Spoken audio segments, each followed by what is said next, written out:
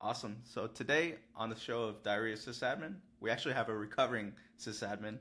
His name is Spencer Alessi. Is Yeah, that correct? you got it. Awesome. I think I saw that you got your career started, and it was actually probably for the insurance company, a place called CNY Medicine in 2005. Is that Yep. correct? Yeah, that's so my parents' medical practice, and that's kind of where I cut my teeth in IT and computers and administration. Uh, just prior to that, I was gonna be a doctor like my dad. I was going to school for biology, right? I was a bio major. I was gonna go like the pre-med route and all that. And then long story short, I failed organic chemistry. I failed genetics. I never went to class. I played WoW and ate Dominoes the entire time. And it's not because I couldn't pass those classes. I just didn't go. I didn't apply myself. So it just wasn't what I wanted to do. And then it was like, well, why don't I do what I've always done? And I went to school for computer science, and that was my major. And I loved that. Like it was programming. One of my favorite classes was just a class that you learned a variety of programming languages. I think it was like 10 programming languages, like stuff like Haskell and OCaml and COBOL. Python was included, Java, unfortunately, and like a whole bunch of languages. So I really enjoyed that, and I really enjoyed the curriculum for that, and eventually got a computer science degree, and then out of college got my entry level help desk job. And that was 2011 when you transitioned to that help desk job. Is that correct? Yep. So right out of college, I was looking around for a couple places, got a few job offers, but I was like the young buck, like coming out of college, right? So I kind of had to prove myself and how show ambition and gumption and all that stuff. So got a job at an insurance company and help desk doing typical help desk stuff. I think a lot of people put a lot of slack on the help desk side, but I think it is a like I also came from the help desk role, but you do learn a lot from the people perspective of what they want, and then you get to work with your peers to see like, hey, how can we make that happen? Yeah. Help desk is great because you learn not only troubleshooting skills of like IT and computers and stuff like that, but you learn how to talk to people usually too, which is, I don't know, kind of an important life skill. You learn how to handle conflict. One of the common things so we had a web application that insurance agents would like log into, right? And they would quote policies to sell, right? And many times, the website didn't work exactly how they liked. They had problems with it, or they couldn't log in because they forgot their password. So they would call me, and I'd literally like be rated on the phone for like 10 minutes. They're like, this software sucks. I can't log in. This is crap. And then I learned, I tried to interrupt them at first and like, let me help you. And then I learned just let them, share their piece, share their problems, their 2 cents. And then after about like 5 minutes, they like take a deep breath and they're like, I'm sorry, I'm just having a bad day. Can you help me? And I'm like, here's what we got to do. So you learn how to talk to people, how to troubleshoot, and all that good stuff.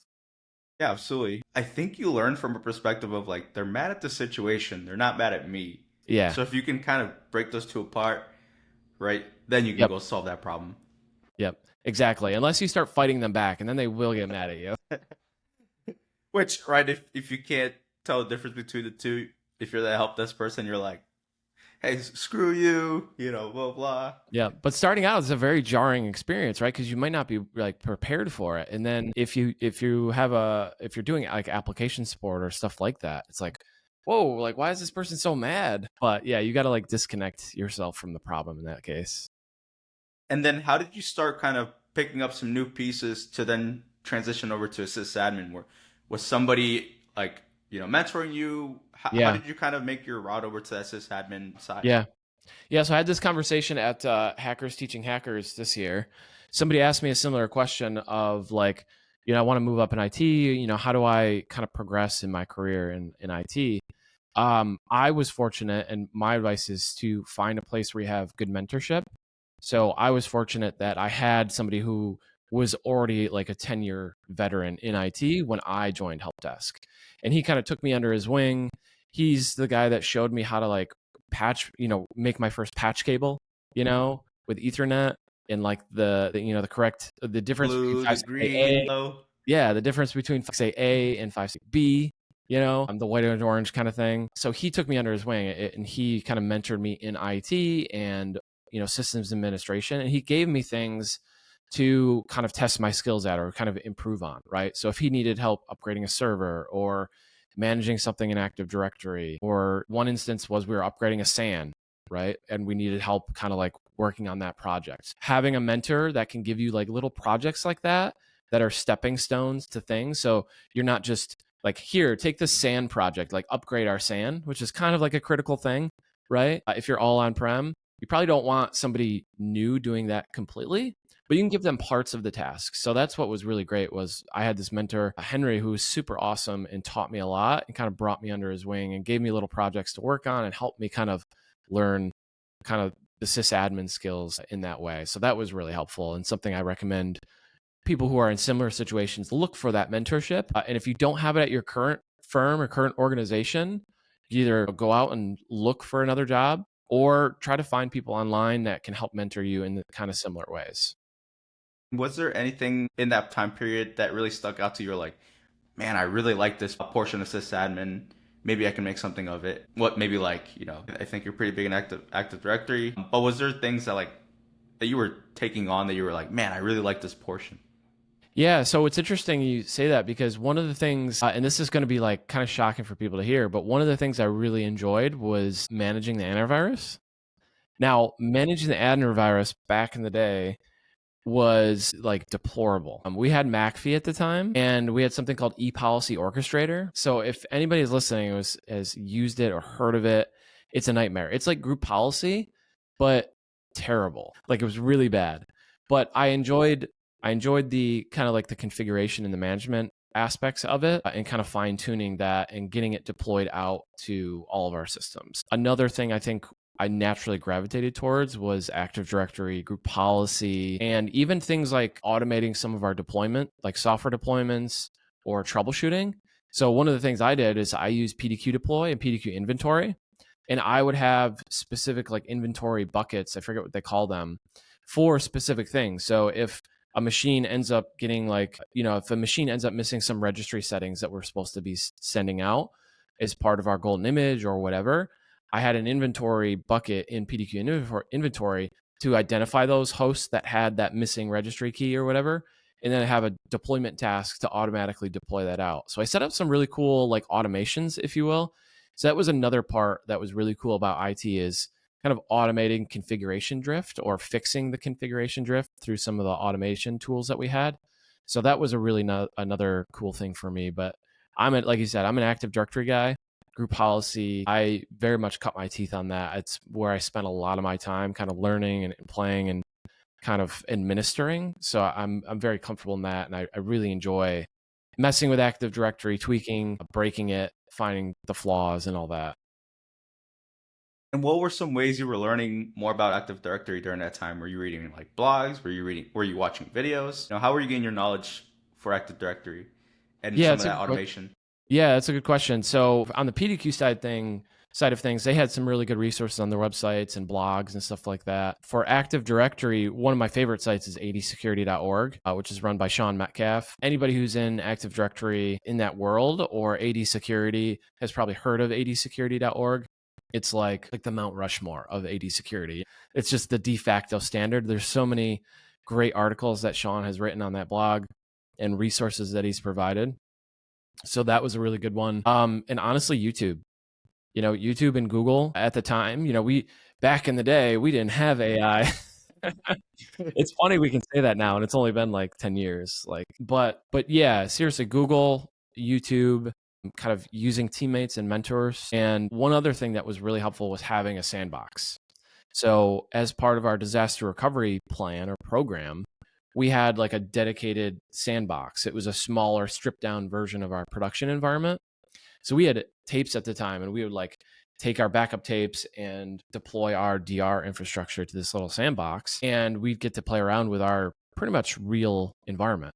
Our core applications were on that lab along with Active Directory and stuff like that. So when we would make kind of bigger changes to the environment, we would first test it in that sandbox. We're like, okay, we want to do this thing. Let's test it in the sandbox first and see how it behaves and interacts. And I think that's something really, really key. And I talked about this on Twitter before, is like having a lab is really good, or having some place where you can test and learn and break things without fear of taking down production or without fear of taking the company down, right? Because I think everybody who's been in IT or been a sysadmin or anything like that has had an experience where you've taken the company down or you've broken something, the company can't make money or people get angry. So having a safe place to do that was really key. So those are the three things, like having a lab, doing your own research, and having kind of like mentors again to help kind of foster that learning, if you will.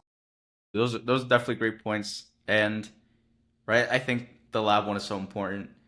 It really helps you, take your curiosity to a next level without hindering other people's processes or, your company's money.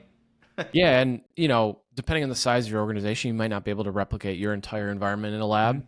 Mhm. Um, but maybe pieces of it, maybe just Active Directory and a couple core services or core servers or something like that. But I would encourage it from a learning standpoint, from a disaster recovery testing standpoint, and from like a production reliability standpoint, where you can test breaking changes or potentially breaking changes in that lab first before deploying them to production.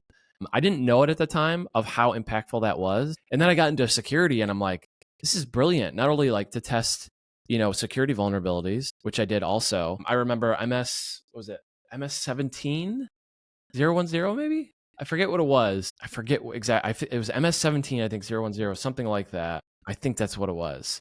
But anyways, I remember playing around in my lab and literally blue screening the domain controller because of this RCE or whatever it was. I forget. But that was really fun to kind of play around with as well in the lab.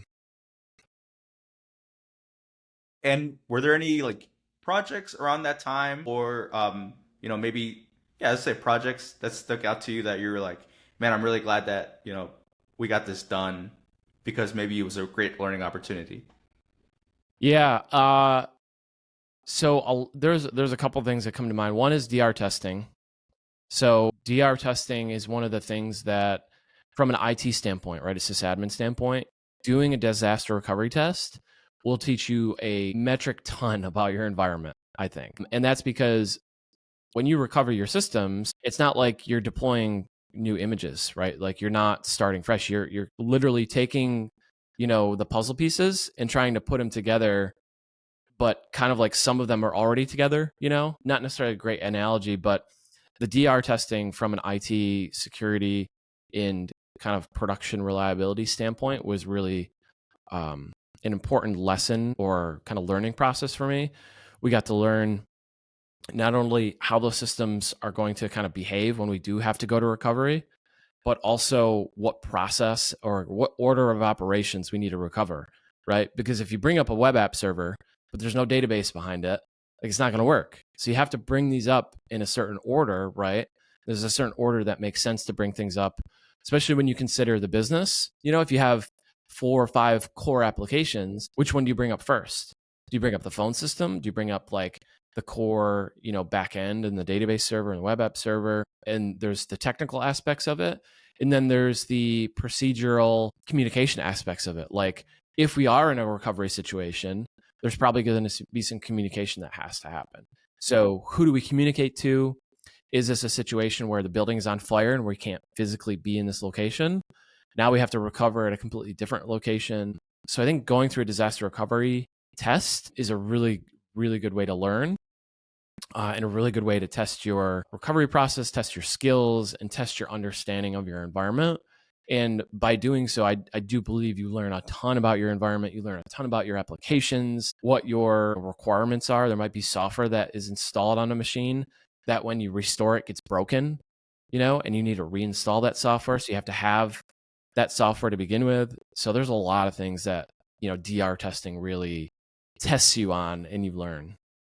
Yeah, and especially, having like you just talked about it, working with such different variables of the process. It's not just the technology, it's the Yeah, and whole. then the security aspects of it come in naturally too. Like if your building burns down and you're recovering at a data center, like you might not initially be thinking like, how do we protect that? Because like we're just like the building is burning down. Like we need to get the business up and running and restore things. But there are security implications as well. And those might not be initially obvious to people in the moment. So that's why DR testing again is really important. Is like you get to flush all that out and figure out, okay, we're recovering here, we're good, but now how do we secure this stuff? Like, how do we make sure that this is protected in this temporary environment? And during that time, was it like a long process? Was it a recurring process for that DR testing? For us, I think we did it annually, if I remember right. The lab we always had kind of in our back room. We had like a back office kind of thing. So the lab we always had like kind of back there. It might not have always been turned on. We just spin it up when we want it. But we always had that little mini lab. And then our actual like DR test was at least an annual thing. And we would go through the previous year's documented like, playbook, right? So we had a physical copy of the playbook. We literally follow it line by line by line and be like, we forgot this, and we'd add it in, right? So for next year, we know to test that or go through that process. So that was really key, is following the checklist that we had from the prior year, step by step, finding where stuff was broken, where stuff had changed. Maybe we had a hard-coded IP address. The IP address changed. All those little things, can really throw you off and mess up a DR test and take minutes or hours to account for. So for us, it was annual, but like having a lab, at least we had all the time. And I think I saw that you kind of were moving into like a security in that realm, or how did that kind of go into play, going from sysadmin to Yeah. security? Yeah, great question. So for me, I guess it was kind of accidental in that I didn't get into IT or help desk and be like, oh, I want to do security. I kind of was exposed to it through the job. And one of the first exposures was just vulnerability management from a third party vendor, which many people listening are probably familiar with. Like, you have a vendor come in, maybe somebody like where I work now, and they do a vulnerability scan and then they give you a report. And it's like, here's all the things you have. So that was my first exposure, was a report that was dropped on my desk or our team's desk. And we're like, we have this many critical, this many high, medium, low. Here's the ones to prioritize and focus on. And here you go. And it was like, here's your thing. And I'm like, oh, vulnerabilities. That's interesting. And then I was like, well, there's a lot. And I'm like, there's no way I'm going to, like, it was like 7,000, like total. It's like, there's no way we're gonna like patch all these, like how. And at that time we were using a patch product, and we could patch Microsoft products or Microsoft vulnerabilities, right, through Windows. We could also patch third party products like Adobe and Java and all that stuff. But the problem was, there was all these vulnerabilities and they had CVE numbers, right? But Microsoft had like bundled patches, and it wasn't always a one-to-one comparison. So there might be a critical vulnerability, it has like 7 vulnerabilities associated with it. And it's like 4 different patches that apply to that. So it's very difficult to reconcile like all these to all these. So that was my first exposure to it. And then shortly after that, we got a pen test. So we had an internal pen test, which, thinking about it now, I'm like, that's probably why I'm an internal pen tester, because that was my very first pen test experience. Was somebody came in, and that was in the days of like, they came on site. So they came on site, they sat in our conference room, and they started pen testing. And it was a really cool dude. I'm still friends with him to this day. Nice. And we still talk here and there. But anyways, that was my first exposure. Was this guy came in and he did an internal pen test. So those were my first 2 experiences that I remember vividly. And I remember him taking down the network too from ARP spoofing, and like I have funny stories with that. But that was really my kind of like how I heard about security. I'm like, oh, there's this security thing. And then I was like, oh.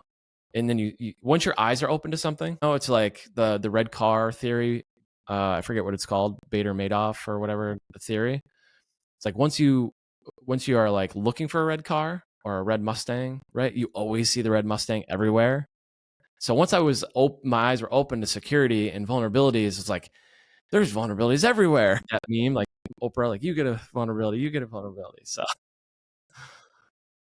And when he was doing the pen testing on site, did he have a bunch of tools? Did he have a bunch of things that he would bring? And if so, did he show you any of them? yeah. So I remember Metasploit being like really, really popular. I mean, it's still popular to this day, obviously, but I think there was a crescendo period of when like Metasploit was really, really impactful. So I think it was a mix between, let's see, what year was that? That was, I want to say, so it started 2011. I forget, maybe it was like 2016-ish, something around there. So I think Cali was around then. So I think I remember probably a little bit of Cali, but I would definitely remember Metasploit being like the thing that I saw. And I remember ARP spoofing being like really popular for whatever reason. Unfortunately, with ARP spoofing, or like with the ARP spoofing tools, um, if you don't like stop the attack, it'll just like kind of run rampant in your environment and it'll essentially just break everything. So, with a funny story with that is all of a sudden people were calling and say, "Hey, like my computer is broken. Like I can't do anything. I can't connect to the server." Right? Like we had software. Like I can't connect to the server. The application's not working. So I go down to the pen tester's desk where he's working in the conference room. Like, hey, what's up? Like some people are reporting issues. Are you guys doing anything that will like cause network interruption or anything? He's like, no, I was doing ARP spoofing earlier, but I'm not doing that anymore. And come to find out, like the tool that they were running, just they never stopped it. So it just kept running and running and running. And eventually it started interrupting with like DHCP and like the network kind of things. And it like took everybody offline. So it was my first interaction to that. And to this day, I actually don't do any ARP spoofing type of attacks on networks. Because I don't want to interrupt the network, right? Especially remotely. Like I'd hate to just take somebody's network down and just like oh crap, and then it's just a bummer. For people who don't know what ARP spoofing is, and if they didn't get the gist of it, what is it? It's essentially tricking the network into communicating to you. So there's certain ways that you can send messages out on the network and trick those other machines to communicate to you or to communicate to like a target machine that you have set up. So this is common in like if you've heard of man in the middle 6, that's kind of a form of ARP spoofing. ARP spoofing is required to do that. The purpose of it is to kind of trick hosts to communicate to you or to a target system, like I said, usually to perform like some sort of relaying attack or something like that, where you trick a computer into authenticating to you, and then you steal that authentication and then you send it to another machine and essentially like log in or authenticate as that user or that computer that you've tricked to authenticate to you. This is really common too with like Wi-Fi attacks. So Wi-Fi attacks, if you set up like a rogue access point, let's imagine you're in an office, right? Or like a co-working space. You could set up a rogue wireless access point and you could send broadcast messages out and trick people into connecting to your wireless access point.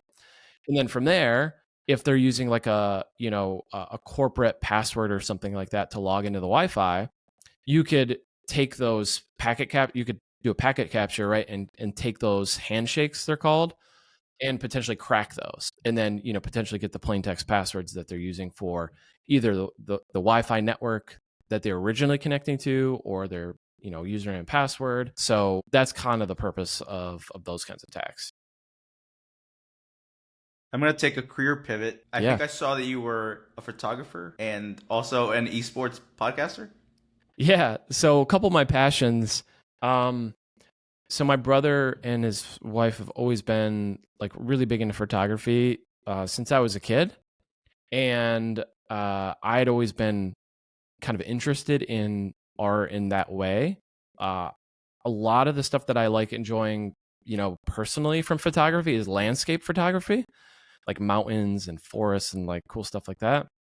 Or Lofoten, Norway, if anybody's familiar with that. I like kind of like landscapes and stuff like that personally.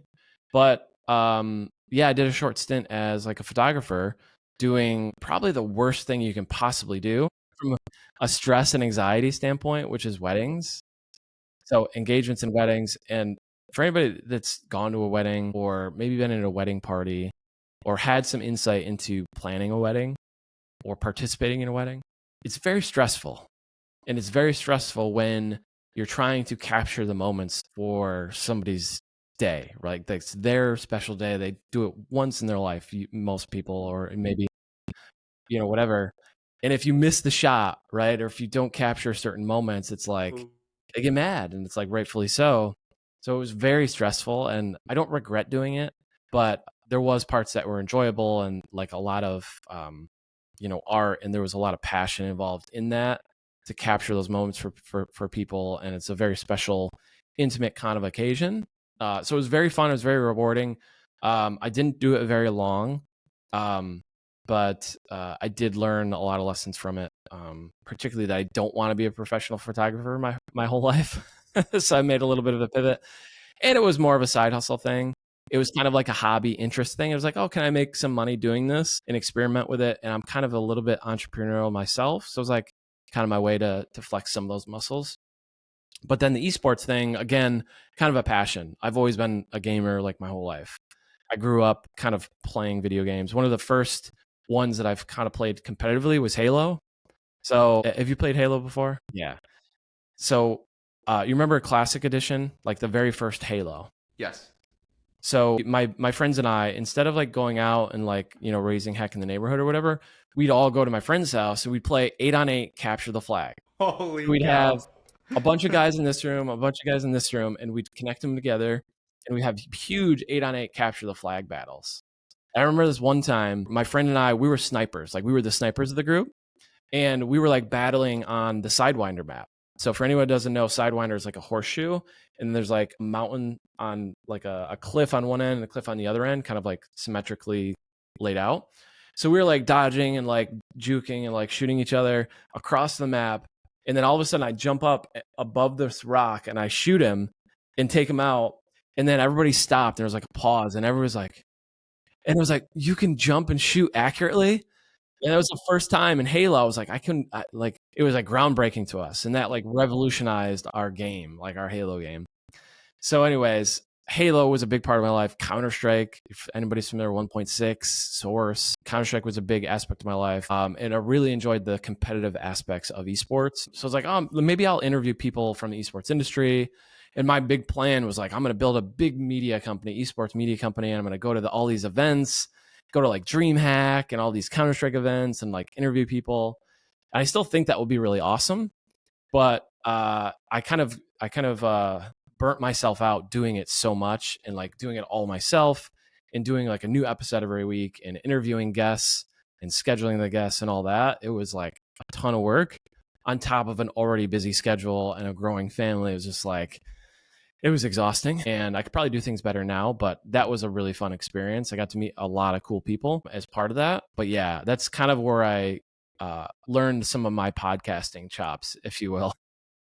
And I'm going to bring it back to the photography, and I'm coming back to the esports. For the photography, did you ever have an incident where your camera just pooped on you, or maybe you didn't have two memory cards? Yeah, there was one time that happened, and I actually lost the memory cards. Like completely lost them. Holy cow. I had myself and another photographer, and you know, we shot all day. We probably had 10,000 photos, like raw, right, or more. I don't remember. And then I get home, I get to my desk, and you know, like didn't edit that day, right? Because like you're shooting all day, and then I get home, and then the next day I go to edit. I'm like, I can't find the memory cards. Like they're gone, and still to this day I haven't found them. Like, and this was, you know, one of like an early.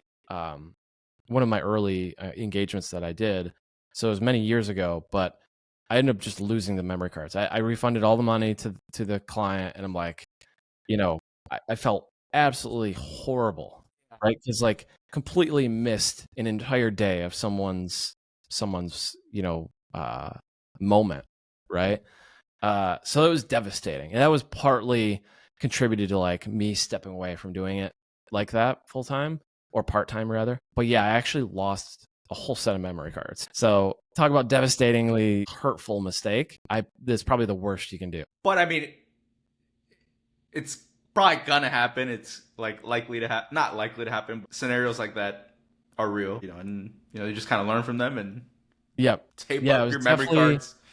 definitely a big learning opportunity of, making sure that you have multiple copies of stuff. And that goes to IT too. It's like you can't just have one copy of things. I just had the memory cards that I used.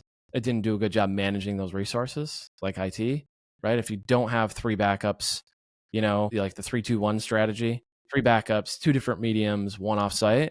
If you don't have that, you don't have backups. And then furthermore, if you don't test them, you also don't have backups. So I kind of learned a lot in that time period of like, crap, that's really bad. Let's take this as a learning opportunity. Apologize profusely, and do everything you can to make it right. Um, I can imagine that day. But we'll pivot. I don't want you to think about that day anymore. no worries, no worries. For the esports, how long did you have the podcast for? So I did 52 or 56 episodes, something like that. It's called the Esports Narrative. I had this really cool intro. It was like, it's the esports, it's like a really cool intro. I was like really, really happy with it. Inspired very much by like Gary Vee's intro to his podcast back in the day, like when he first started his podcast. He had that like really punchy intro. But anyways, I did like 52 or 56 episodes, something like that.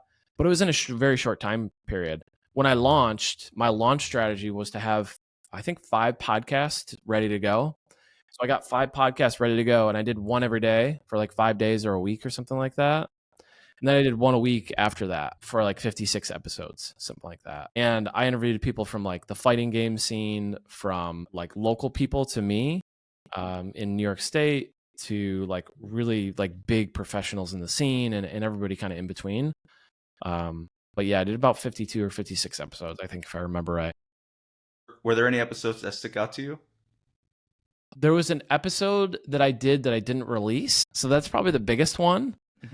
I did an episode with somebody who was like very well known in esports, like a big name that if anybody follows this particular esport, they would know.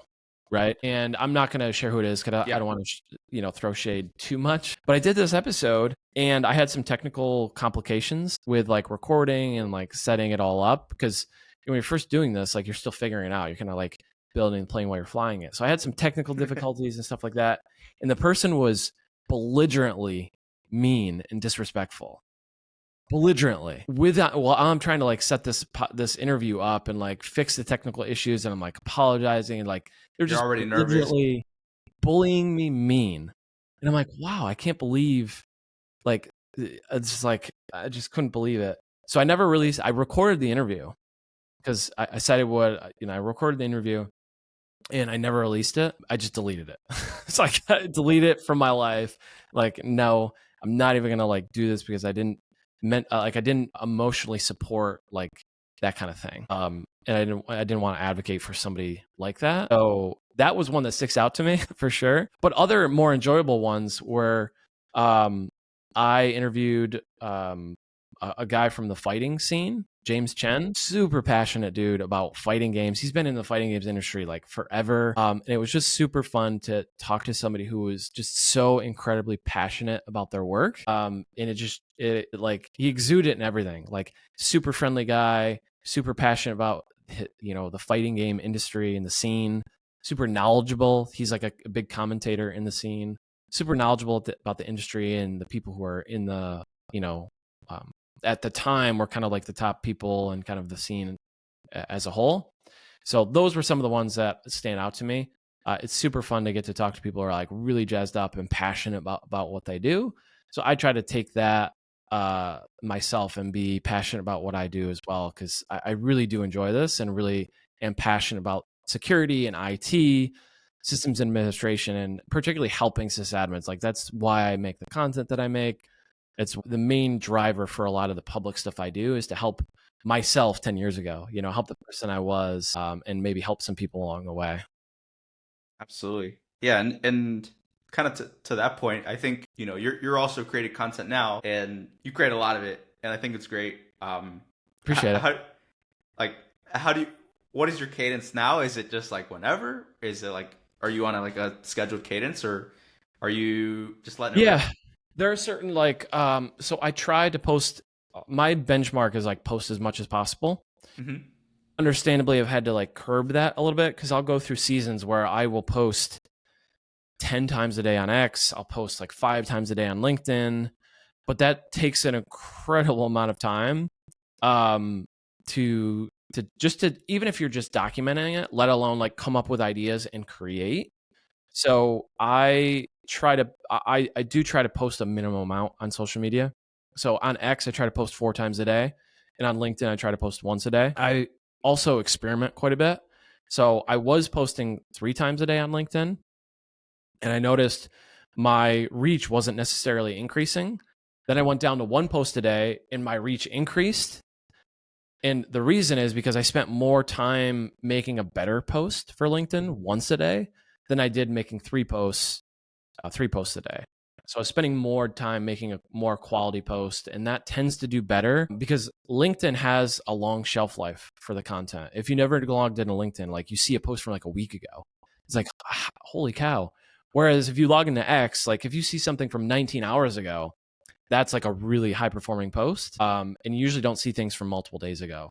So the platforms differ. So they require different kind of creative and different strategies. So for me, usually in the evenings or like before work or even while I'm working, I'll have like just a thought and I'll just write it down, or I'll put it into like a notes app, or I'll put it into my scheduler. So I do schedule some of my content as well.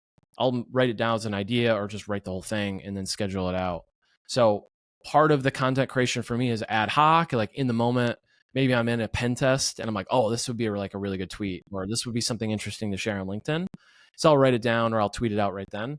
And then a lot of stuff is kind of me thinking about my week, thinking about the reports I've done, the conversations I've had, and then just rehashing those in tweet form or in longer like LinkedIn form. I was trying to do like YouTube shorts and stuff like that, but the editing time and kind of like getting them right and posting them and all that is just over. It's like at a capacity level that I'm not at yet, right? Like just have so much time.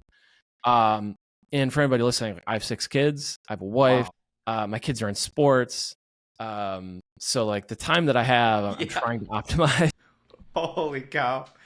So I'm at a pretty good volume right now. I'm pretty happy with where I'm at volume wise. I do recognize that there's a lot more that I could do, but I do want to keep my sanity and not like completely burn myself out as well.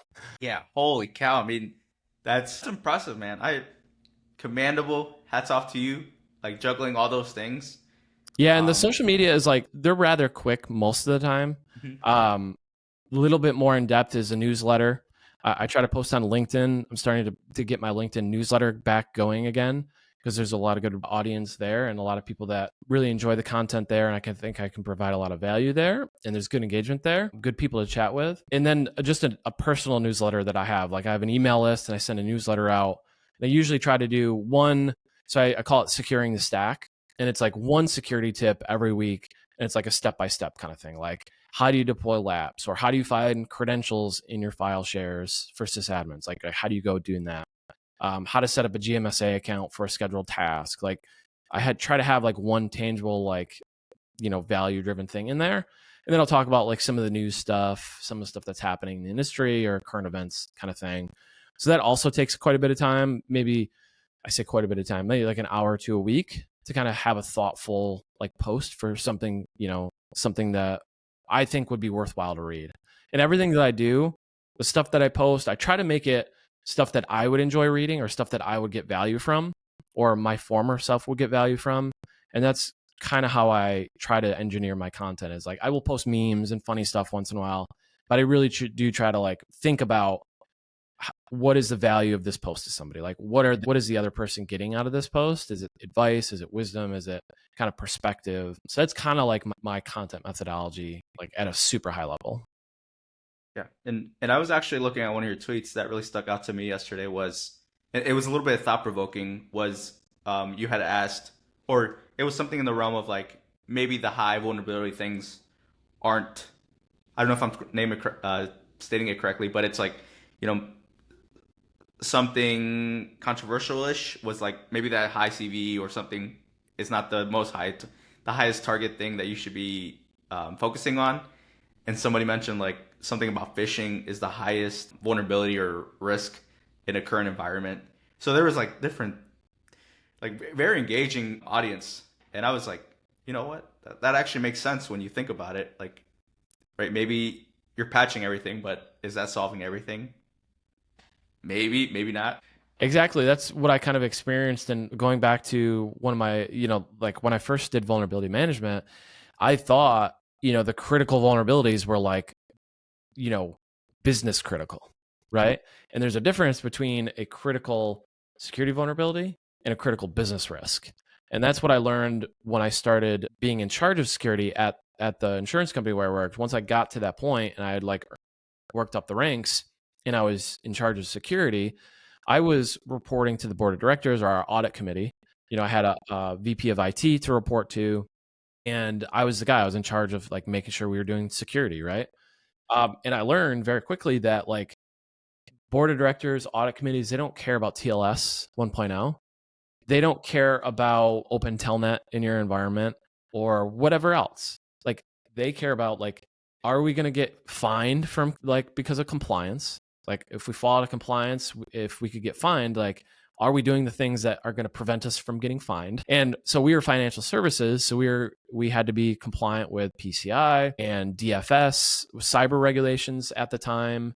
So there's a lot of compliance stuff for financial services. So like they care about things that are going to meaningfully impact the business from like an enterprise risk standpoint. You quickly learn that those TLS, the telnets and stuff like that aren't as important as they seem. Now, once in a while, you'll have like Eternal Blue, which is what I was mentioning earlier, MS17010. Eternal Blue, right? WannaCry, Move It. You have these solar winds. Like you have these big events, right? That then, those people start to care. But when it's like the one-off things every day, the vulnerability report data, like they don't care. They want to know, are we in compliance? Are there things that are like high-level enterprise risks that are going to impact us? And that's where some of that perspective that I have comes from is like, yes, you might have 40 critical vulnerabilities and 500 high or whatever, but what are the things that are going to meaningfully impact the business? And what are the things that are going to meaningfully or tangibly hurt the organization? And yes, a lot of times it is phishing or social engineering kinds of things. So I think having a little dose of perspective is helpful for people to have in those situations. And I think that's probably some of the perspective that people were sharing under those posts is like, yes, we have a lot of vulnerabilities, but what are the things that are going to actually hurt us? And that's what we look for in a lot of our security assessments is there's a lot of stuff. Like there's, I forget the number. I should have looked it up, but there's like 40 million, no, not 40 million. Let's say I'm trying to remember. There was a stat and it was how many vulnerabilities are released every day. And if you look at a chart, like the amount of vulnerabilities that get released every year annually, like it's just exponential, right? Like there's just so many CVEs, and let alone all the things that don't get a CVE, right? There's so many things, but there is, like a very small number of things that actually hurt companies, and that's what we should be focusing on and kind of like driving towards. Yes, patching is important. Yes, remediating vulnerabilities is important because you don't necessarily know what vulnerability is going to hurt you. And I'm kind of like famously or infamously quoted as saying is 99% of vulnerabilities don't matter. It's the 1% that matter, but you don't necessarily know what the 1% are. So there's a lot of strategy involved. You have to prioritize. You have to understand the business. So yeah, that's my thoughts on that. Absolutely. No, and I think that's a great perspective. Even the people who will be listening to this, right? If we're so focused on the one thing, right, we're not focusing on the other perspective of different people. So Yeah, and something that I always get feedback on Twitter is like it depends on the business too. Like mm-hmm. one business might do things very differently from another. Every business is different and every team is different, and the way they solve problems, the way they implement solutions, whether it's IT solutions, security solutions, the way they do vulnerability management, the way they run their security program varies from organization to organization, from industry to industry. And there's really, we talk about foundational stuff, we talk about the basics, but in many ways, there's not a one size fits all solution. It is very customized, and there's a lot of ways to kind of achieve the same outcome or similar outcomes. And that's both a blessing and a curse, right? There's no one direct path, like you need to do this. It's just, here's the outcome. Like you're trying to prevent data breaches. You can do it a lot of different ways. What kind of advice do you have for IT pros in the next generation? I would say it's going to sound really cheesy and dumb, but it's just right there in our face. Like I think you have to learn AI. I don't think there's any way around it right now. I think that's just the period of time that we're in. I think probably a good comparison would be like if imagine when computers were first, being invented or created rather, like in mass. right? I think of like the Macs or the Apple II, or maybe for people who are a little bit older, gateways, right? When laptops first, started hitting the scene in their kind of current form kind of thing, where people were getting more mobile with those devices. My advice right now is like definitely AI. I think you can't get away from learning AI.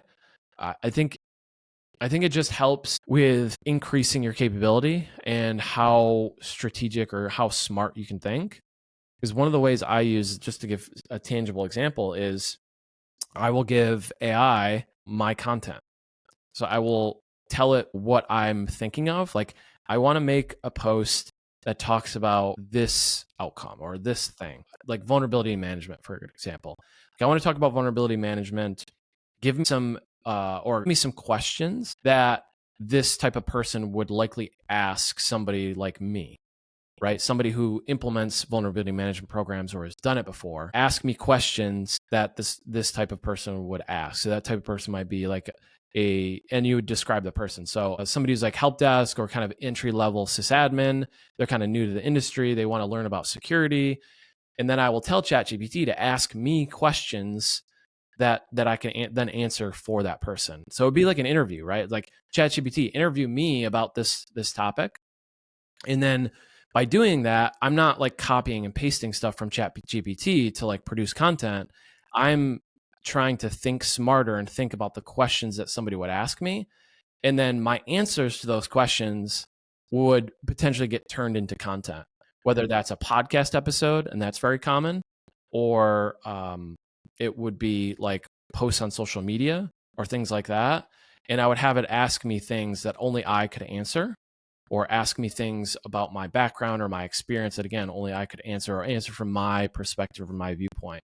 So I very much think that AI is one of those things that's just makes you much smarter, makes you incredibly more effective. I do think there's a lot of gold rush happening, right? Like, there's a ton of hype, there's a ton of gold rush. Every product now is product name AI. It's like, no, you don't need to have product name AI. Like, everyone's going to assume your product has AI. Just call it product name. Because whether it has AI or not, people are just going to assume there's AI involved, right? So I think AI is one of those things. I think programming, I think, is really important nowadays. That might seem counterintuitive because, ChatGPT, Gemini, all these platforms can code for you. There's vibe coding, right, with Cursor and Windsurf and all that. It's like, why do I need to learn to code? It's like, well, the AI coding is not quite there yet. Like, it's not quite there yet where it's actually replacing people.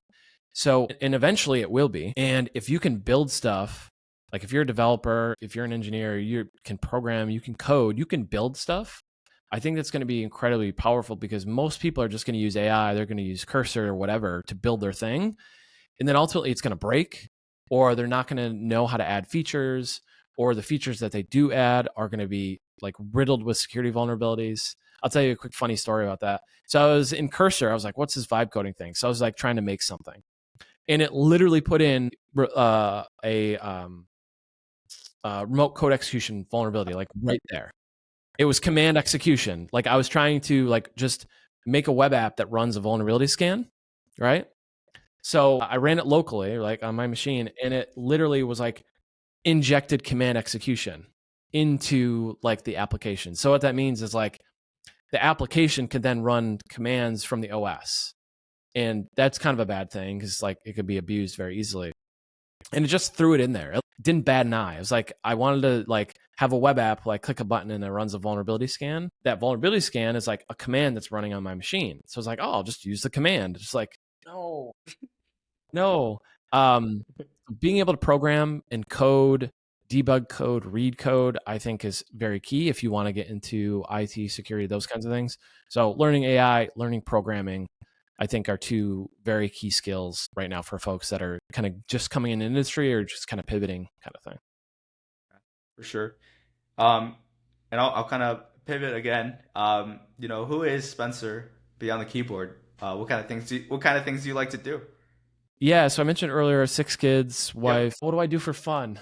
Uh, I do this. I really enjoy work. I think about work all the time. Like, I'm thinking about computers, I'm thinking about IT, I'm thinking about security, I'm thinking about what things I can do or create, what tools I can create. So a lot of my time is just like coming up with ideas and like writing ideas down. I enjoy making content, obviously.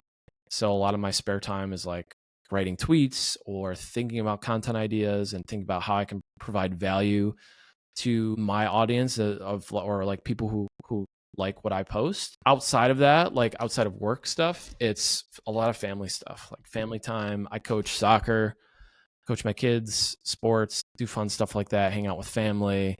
Um, like work is very much a hobby for me. Like Hmm. work and content are like my hobbies right now. I don't play golf. Like I don't do like the traditional stuff. I don't even play video games that much anymore, unfortunately. Other than like beating my kids at Super Smash and stuff or Mario Kart. Um, so yeah. That's awesome, man. Yeah, I don't blame you, bro. Like, if you enjoy your work and it can be a hobby, that's a pretty good life, you know. Yeah. So, Yeah, and when I'm not working, like if I'm on vacation, I'm usually on vacation. Like I'm really good about disconnecting in that way.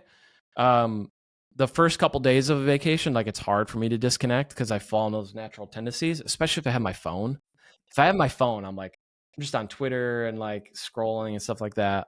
And then after a couple days, I kind of get into a good like vacation groove kind of thing where I'm like, forget about it. Like it'll be there when I get back. And then the rest of the vacation, I'm just like full vacation mode. I'm like chilling by the pool or relaxing or wherever we are. So it takes me a couple days to get into the vacation mode, and then I'm like full vacation mode. And then when I come back, this is probably like very familiar for people. When I get back, I'm kind of like still in that vacation mode for a couple days until I get back into the vibe of it or the feel of it of the work, and then I'm good to go again. But um, I'm gonna end it with a quick question. If you could give a small or kind of newish IT team 3 tips, what would you tell them? I would say build a lab. I would say don't wait for someone to tell you things to do. Go find things to do. And then take the initiative to learn on your own, right? Which kind of goes along the lines of like do things that people don't ask you to do. But those would be my three is like have a lab and play around with it and use it. Do things, deploy solutions or work on problems that people didn't ask you to solve, but solve problems in the business, particularly like the big pain points, right? If you see pain points, try and figure out ways to solve those. They might be small, it might be big. And then the third is, have initiative and and try to learn on your own and don't wait around for things to like come up and be like, oh yeah, I should probably learn that. Go out and learn things that interest you. And you might find that it takes you in various paths, right? You might transition from sysadmin to security like I did, or you might become a developer. You might get out of IT altogether and be a farmer or whatever. But I would say have initiative and a little bit of gumption. And I think that goes a long way.